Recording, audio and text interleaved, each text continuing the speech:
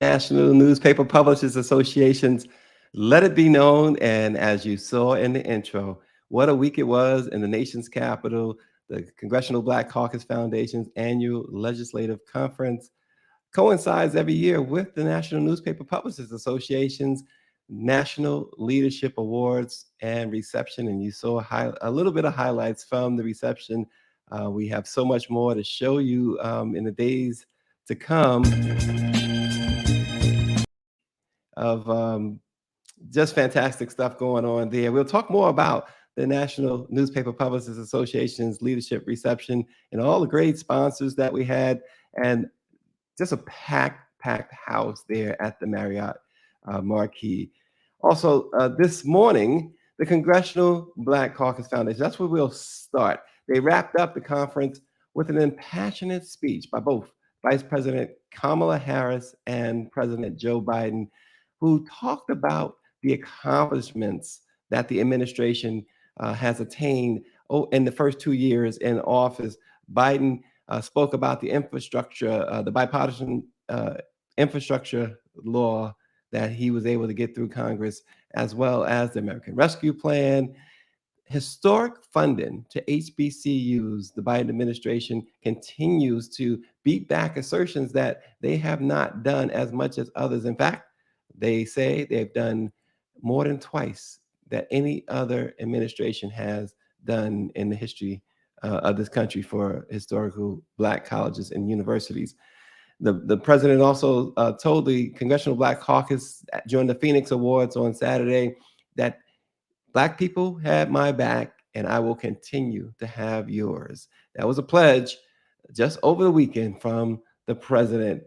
Kamala Harris talked about the camaraderie between the Congressional Black Caucus and the administration, and how if it wasn't for the CBC, much of the legislation would not have been passed. So with that in mind, we also remember the different panels that was there at the Congressional Black Caucus. I was surprised to see the TSA, the Global Entry. They were there to grant attendees who had proper ID the ability to board airplanes more swift than others, and without the hassle of taking off your belts and your shoes.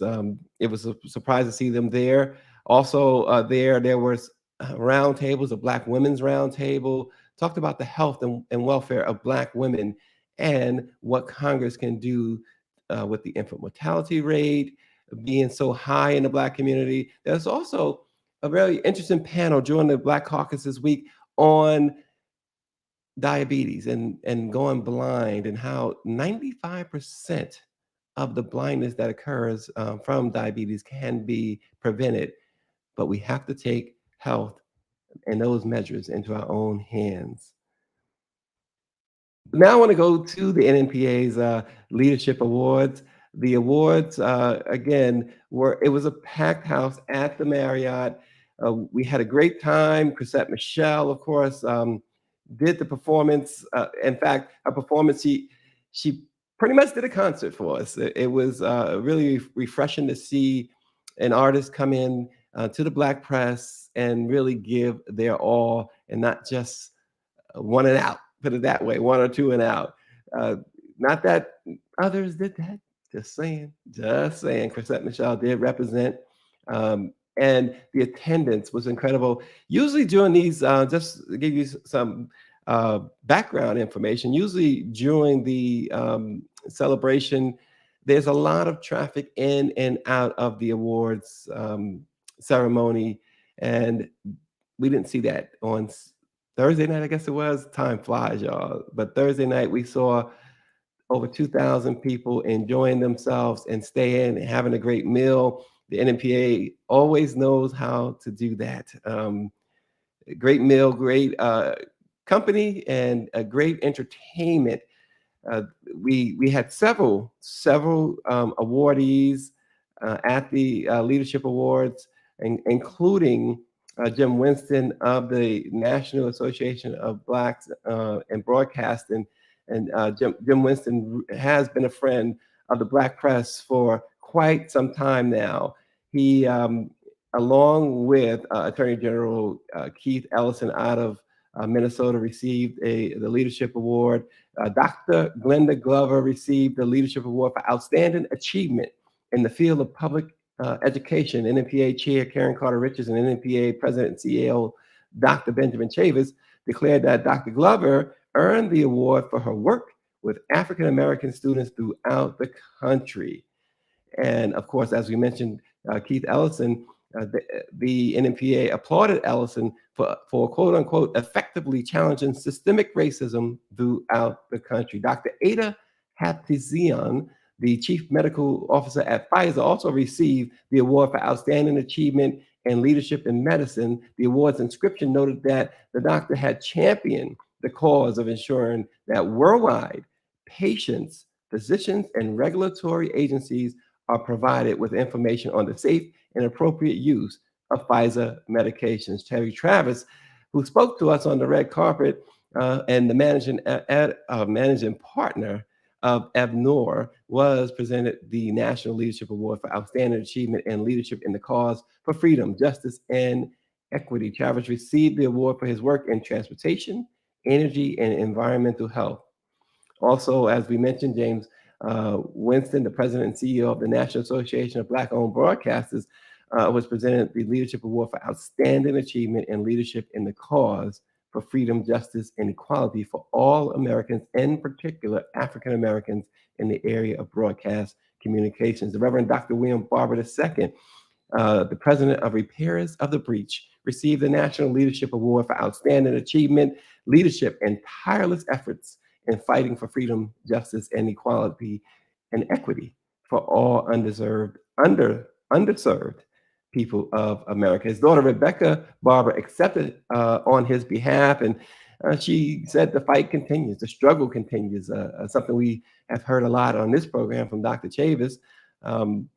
And the struggle indeed continues. Dr. Barber has been a champion for a long time for poor people. We know that the Poor People's March in Washington was a huge success back in June, and he continues to see to it that the administration and Congress does everything in its power to try and help those in underserved communities, those who are struggling. And yet, as he mentioned on many occasions, those are the ones who make sure they make it to the polls to vote. The NNPA, as we said, received orders for more than 2,000 tickets for the Leadership Awards reception and ceremony. It was also highlighted by the fact that students from the Duke Ellington School of the Arts joined us in the ballroom, Assistant NNPA Executive Administrator Claudette Perry and other employees, and they gained some valuable insight into the Black press of America. Representative Bobby Scott and Representative William Clay were among the elected officials and other VIPs who attended the awards. A great week in Washington, D.C. David Youngblood says he missed us. He stopped by, but we had already finished up. It would have been nice to have David on the red carpet. But good morning to you, David. Also this morning is interesting. Republicans are now abandoning their fight, their more than decades-long fight against Obamacare. The Affordable Care Act, making the 2022 midterm elections the first in more than 10 years that won't be fought over whether to protect or undo President Barack Obama's signature piece of legislation.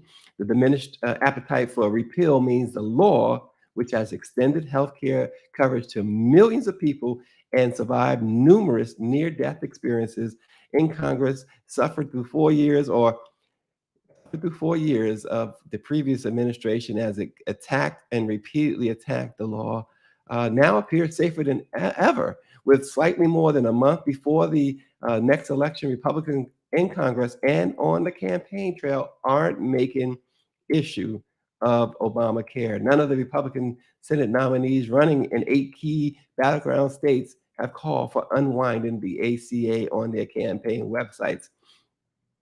And it is scarcely mentioned the 2010 law or health insurance policy in general. And in interviews on Capitol Hill, key GOP lawmakers said the desire for repeal has faded. I think, and this is a quote from Senator John Cornyn of Texas. He says, I think it's probably here to stay. And that's significant coming from Cornyn, who is a close ally of Senate Minority Leader Mitch McConnell.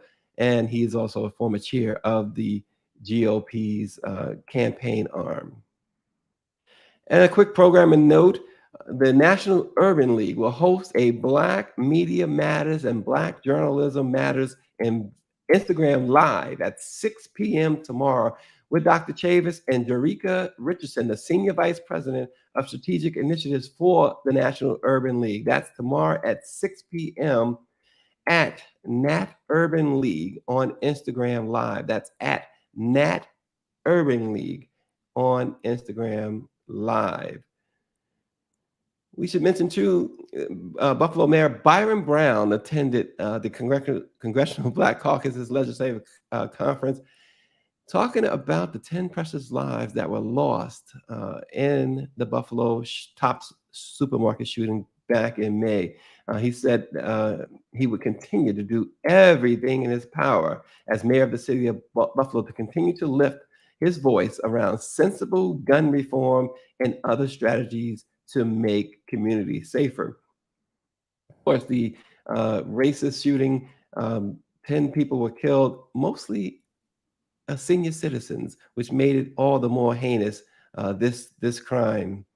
Senator Cory Booker was a featured guest on that panel with Brown and also pledged more resources to continue to help Buffalo. As things tend to fade out with other news stories, Buffalo seems to have gotten left behind here, but Mayor Brown and Senator Booker said they will not hear of it. Angela Rye and Cora Masters Barry was also at the conference leading the Black Women's Roundtable, as we mentioned in the beginning here. And also, the American Diabetes Association CEO Charles Henderson wanted to make sure, along with Jim Clyburn, the congressman out of South Carolina, the Democratic congressman out of South Carolina, that African Americans understand that they are at a higher risk for certain eye diseases, which usually have no warning signs and even lead to blindness. Henderson and others concluded that the longer a person has diabetes, the greater the risk for diabetic eye disease. They urge that early detection, timely treatment, and appropriate follow-up care can reduce a person's risk for severe vision loss from diabetic disease by, as we said earlier, by 95%. So a lot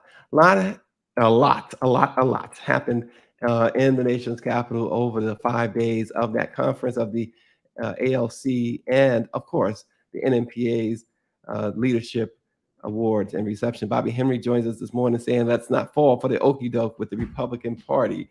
And this is the point of one of the points of the conference. And having Vice President Kamala Harris, as we mentioned, she and the president were on hand on Saturday for the Phoenix Awards to culminate that week.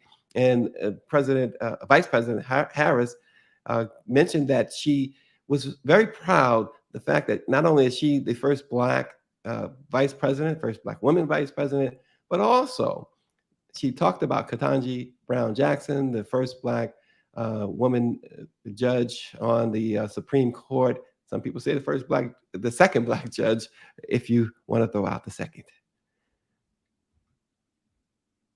And also this morning, I'm sorry. David Youngblood says the Republican Party has no good intentions for policy most important for Black peoples. Well, the Republican Party is closely aligned to this particular U.S. Supreme Court, which has become very politicized, as we know. And that is another point of contention that the vice president had to say during the annual legislative conference. And again, noted the importance that President Biden has taken the steps to appoint a Black woman to the high court. Ketanji Brown Jackson actually really begins her work now. Last week, her investiture took place, and now she is on the court. She's active. And as our colleague James Wright likes to say, she's a really good writer. And so we're going to when writing opinions, well, we're going to see Judge Brown Jackson in action.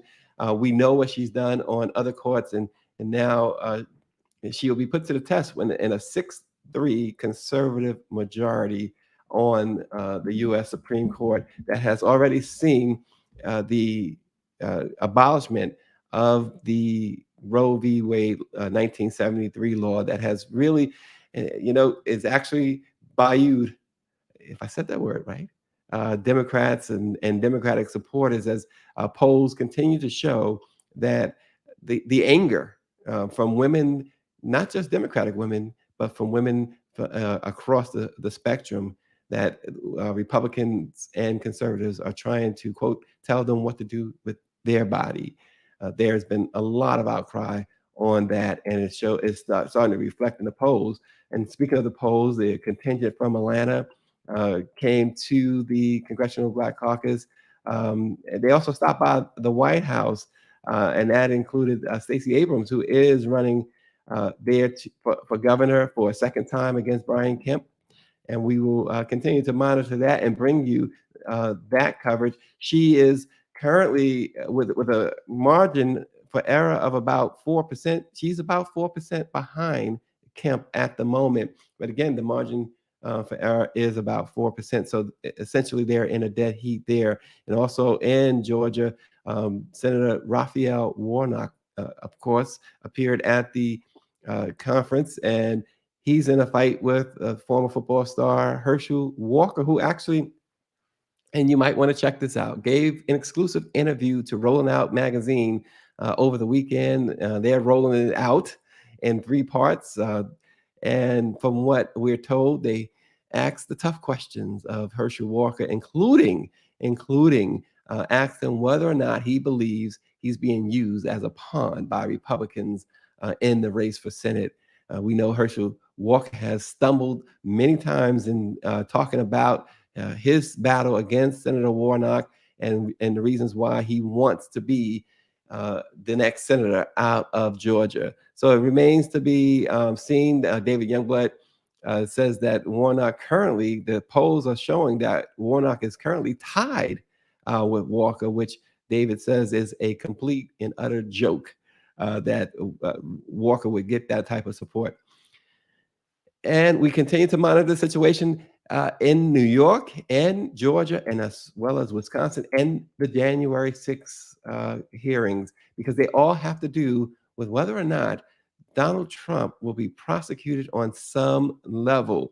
Donald Trump, of course, the former president, did in fact start the rally that led to the riots at the Capitol on January 6th, falsely claiming that the election in 2020 was stolen from him and refusing. We're 2 years into the Biden administration. Not that we expect it, but he still has not conceded the 2020 election.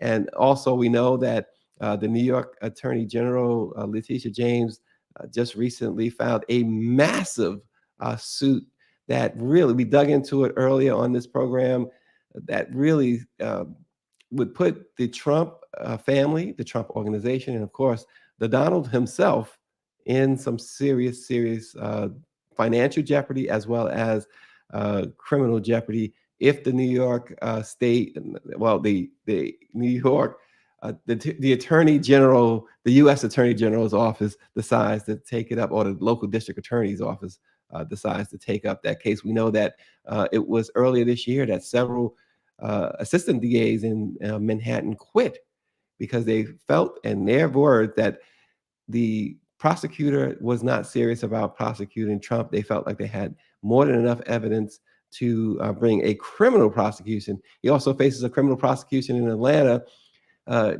Prosecutors are still, Fannie Willis is still gathering more evidence surrounding the call between Trump and the Secretary of State there, in which Trump demanded that the Secretary of State find him 11,000 more votes. And Fannie Willis has been on that case. And in Wisconsin, also a very similar situation there, where prosecutors have been looking at whether Trump committed a crime there and trying to also overturn the election there in 2020. Again, I go to David Youngblood, who says Democrats must spend the last 30 days emphasizing turnout. Certainly, several of Trump's and Trump endorsed candidates have moved on and in this election season, winning seats or at least winning primaries as we head toward the midterm elections. And Herschel Walker is also endorsed by the former president as well in his race with Raphael Warnock. Val Demings in Florida seeks to unseat Marco Rubio for Senate there. Rubio does hold a pretty substantial lead at the moment, about 7% lead, according to the most recent polling out of Florida. That remains to be seen. But an interesting thing coming out of Florida, too, is the fact that the governor, Ron DeSantis, it seems more and more likely now to throw his hat in the ring for the 2024 presidential election.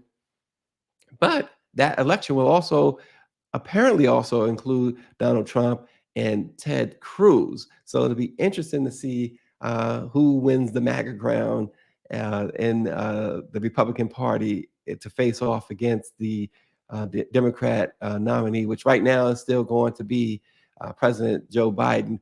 Although in a recent 60 Minutes interview, President Biden did kind of leave the door ajar to step aside in 2024. But again, the White House continues to talk about his accomplishments. The Black press was at the White House this past week. Corinne Jean-Pierre, the spokesperson there, said that the president has stated over and over again that he intends to run again. So she, along with others in the administration, wants to take away doubt that the president is or isn't running. They continue to point to his record. They obviously at the White House cannot talk about campaigning, but they made it clear that the president's record should speak for itself, despite the relatively low approval rating that the president has had over the past year or so. But his summer victories has brought his polling numbers up some. The last polling numbers showed that his approval rating had finally reached above 40%. Almost 44% is the last poll that we were able to see with President Biden, his approval rating. All this and more going on to start a week. The first full week of October 2022, the week that really kicks off everything. The Congress is out campaigning. They're not doing any legislative business. They did avoid a government shutdown with a stopgap measure, thanks to Senator from West Virginia, Joe Manchin, pulling one of his requests from the piece of legislation that threatened to hold up this situation and cause a government shutdown.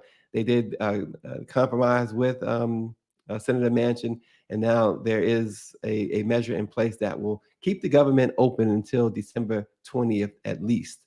And so we'll see. It's always a nail biter going toward the end of the year as to whether or not Congress will okay the funding to keep the government running for another year. Why can't they just do maybe 2 years, 3 years, 4 years down the road?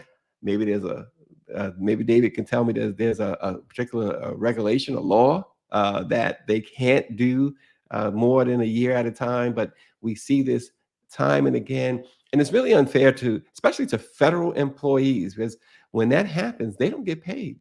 They get paid later once the government reopens. They get to recoup the money lost in most cases, from what I understand.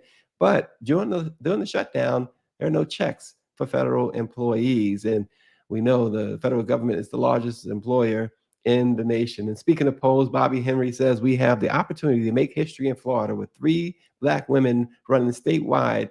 Senators, of course, Val Demings, the Commissioner of Agriculture, Naomi Esther Bloomer, and State Attorney General Aramis Ayala is all on the ballot in Florida. So, Bobby, maybe you can tell us what the polls are showing in those races. Those so-called down ballot races.